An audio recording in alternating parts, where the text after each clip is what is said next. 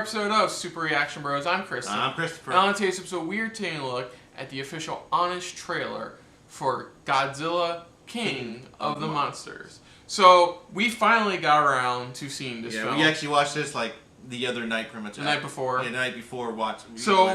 Let's be honest about one thing.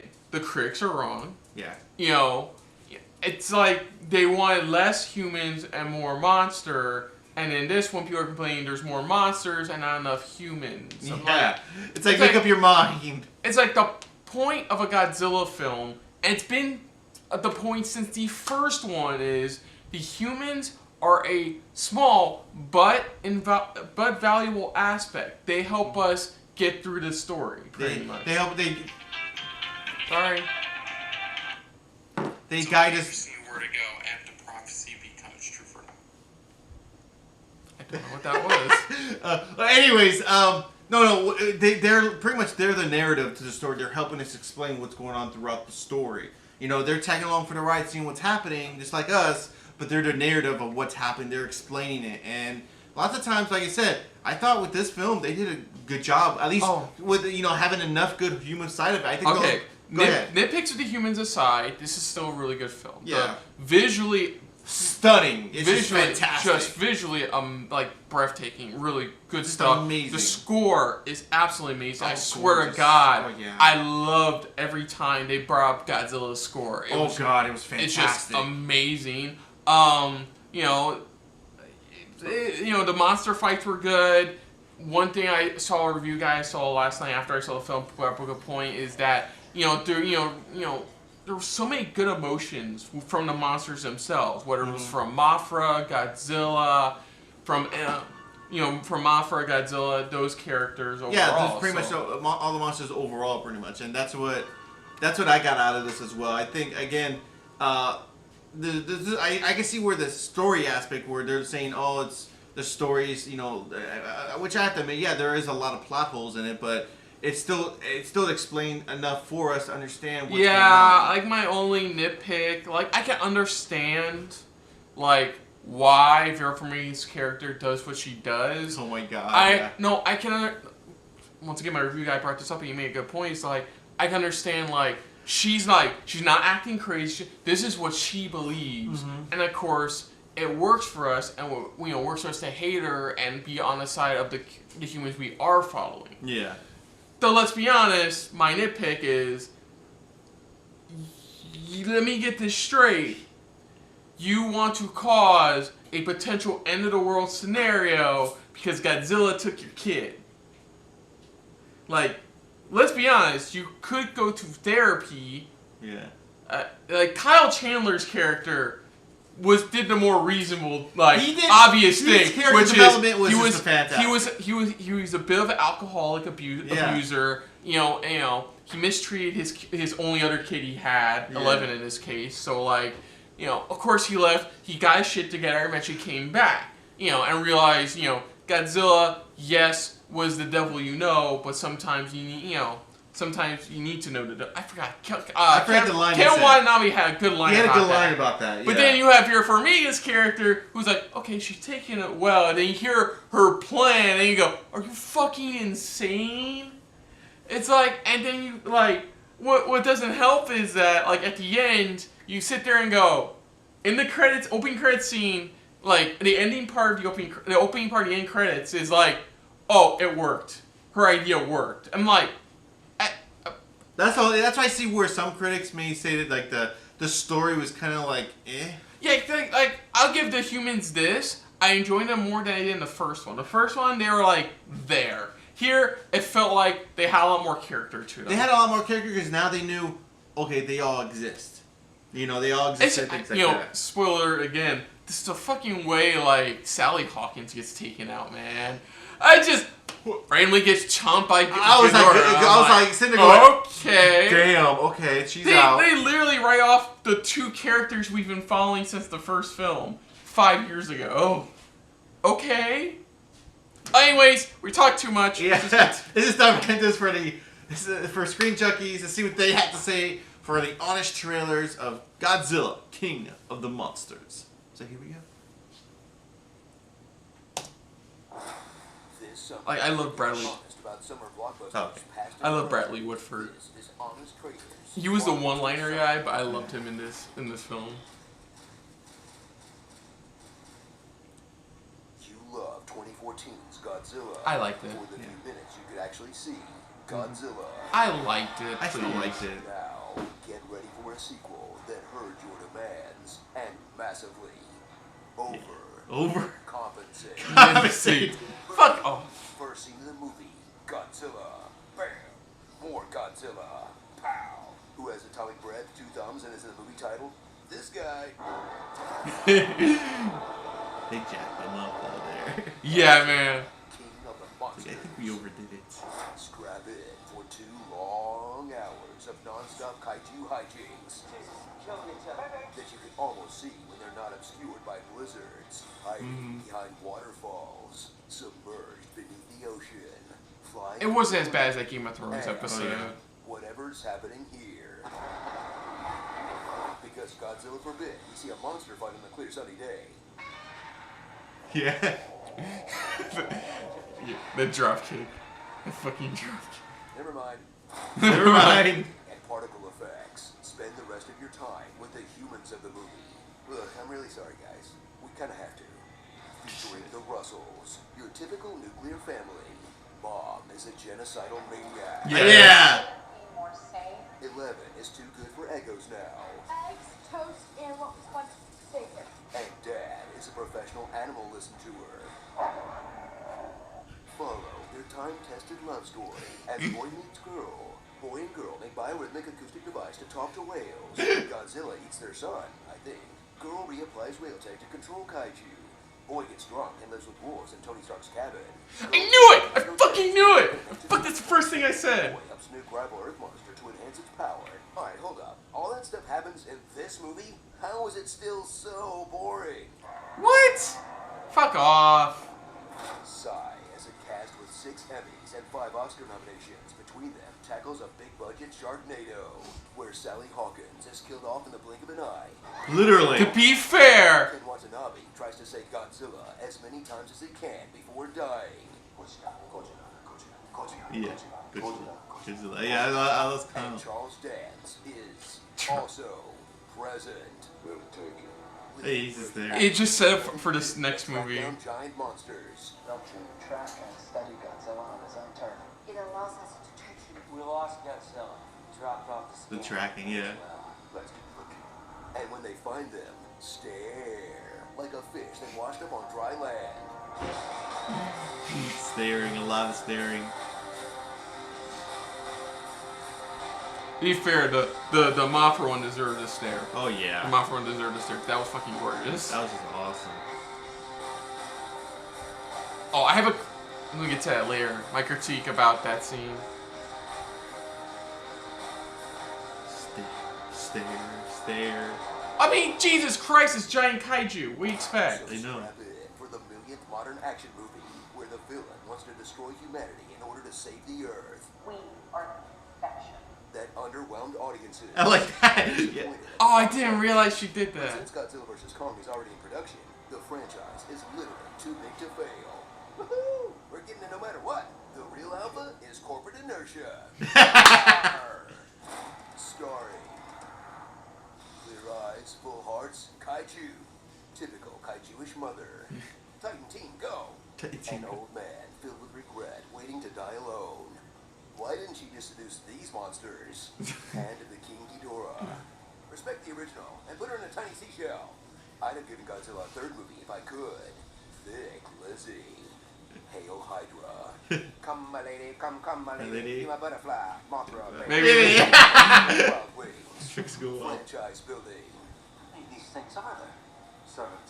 17. And the bear from The Shining? What is wrong with this family? Let them fight club. Let them fight club.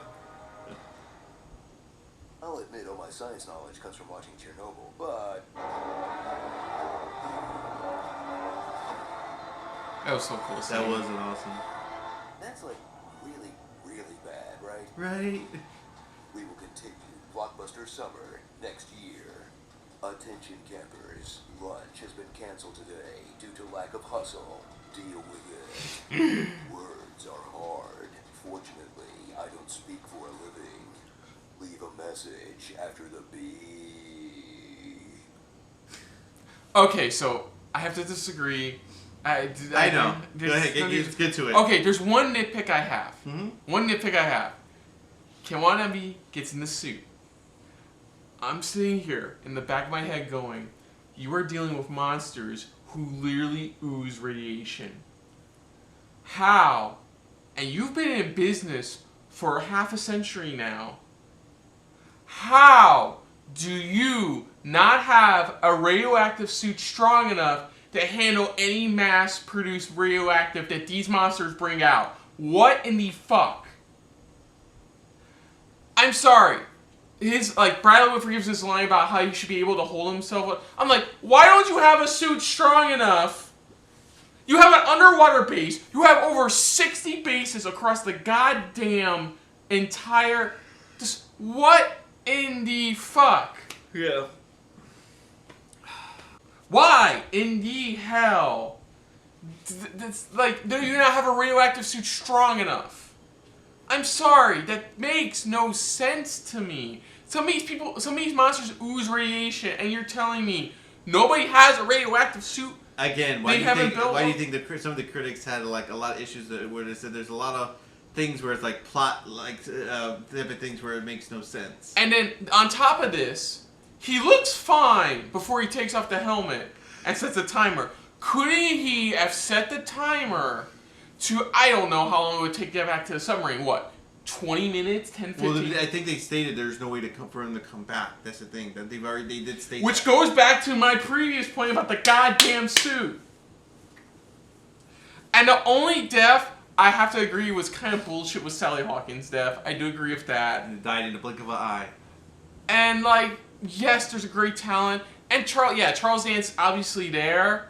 But you can see by end, especially the mid-credits, the after-credits scene, why he's there is to set up him being the villain for the next film. Obviously, for Godzilla vs. Kong. Mm-hmm. Man, there's stuff I do disagree with. I don't think they were overcompensating. I think we're just making this Godzilla film an actual Godzilla film.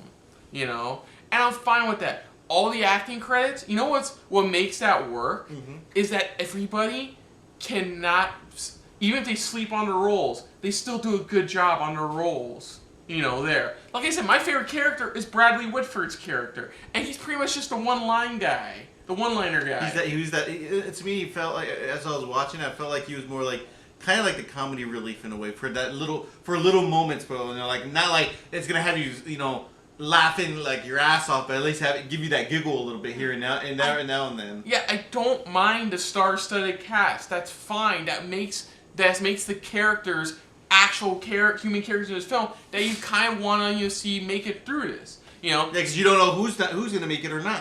Like Vera Farmiga fucking survives by Vera very finally gets hers in the end, and I'm fine with that. She finally realizes, oh gee, I fucked up, and I'm fine with that. And so when that's fine. I'm perfectly okay with that. That's why I like her final line though. That's very all hail the king. It's like all hail the king. Yeah, but I do agree. I watched enough Chernobyl to go. Is that not a good thing? That's not safe, is it? Yeah, they jacked them up with all that nuclear radiation. Even they're like, yeah, I think we overdid it. Yeah. Even they. I did love that line from Bradley Whitford. We jacked them so much. I think if there's anybody left in Boston, there's not gonna be no more Boston left. Boston Red Sox. Boston Red Sox fans or something like that. But I'm sorry, I had to vent that. Those were my were my serious nitpicks about the stuff in the film. I do like the end credits where they tease a lot of the after effects and things like that. I gotta check that. Is there a Mecha Ghidorah? There is. I looked it up online. So my feeling with that after credit scene is his organization is going to try to build their own. That's what I'm saying. I think that this was setting up for after Godzilla vs. Kong. I think. Well, like they even said, this film didn't even budget well, so the next one could be the final one as far as we know. It could be, but maybe I think they're going to be hoping that if the next one does well, they actually have another one coming. Yeah, I mean, shit, they're already done with production on the next one, too. They're just in post-production right now, dealing with all the effects and everything. But even the thing, was it, like I said, that's what I loved about the mid-credits, where they explained a lot that happened, especially teasing for Kong, was it Kong versus Godzilla, with it says all the Titans are all heading towards Skull Island, supposedly. You know, stating, you know, who's the true king and stuff like that. You know, so that's gonna be another thing, but like I said, overall, I just loved it. Just the massive size of this film, it fits it perfectly, pretty much. It's just they had no other choice but to go big or go home, and they had to go that big in this one. Oh, and the Avengers Endgame thing, I knew it. I saw isn't that Tony Stark's cabin, Iron Man's cabin for Avengers Endgame? The fuck? Even I sat there going, why does that cabin look familiar? I automatically noticed it because of how it was shot originally and how it shot. It's the same thing except it was shot at a different time of day. Yeah. But like I said, I thought all my nitpick aside, this is a great movie. So I thought it was a great film. They did it. It was a Godzilla film that a lot of people have been wanting. Not the Godzilla we got from the '90s or something like that. You know, the one we tried. No, it's like this was one for not only for the fans, but newcomers, realizing this is a universe that's bigger on itself. You know, that's why this is such a massive franchise, you know, why it's still popular till this day. You know, it's like you have these fans, you know, this is the birth of where kaiju came from, in a way. You know, is from these monsters. And yeah, like at the end of the credits, they even do a memorial image for the man who originally played Godzilla. Yeah, I love that. Yeah, they did the you know, the original guy who played him, who just recently had passed away. Yeah. You know, he was the original guy who always played him in the actual suit. Yeah, but overall, yeah, I know I have some beefs with this on show, but I do agree with all the points they bring up. But you know, you know, our father says, you know, when I ask him if I should double over recipe ingredients, he's like, you know, it's never too bad to have more of a good thing. You know, to add more to it. So like them going over on the amount of monsters. Yeah, how they stated, like they overcompensated. I'm fine with it. I'm okay with it. I'm okay with it as well, pretty much. Yeah, but that middle finger thing that she does is when he's literally, it's when he was doing this.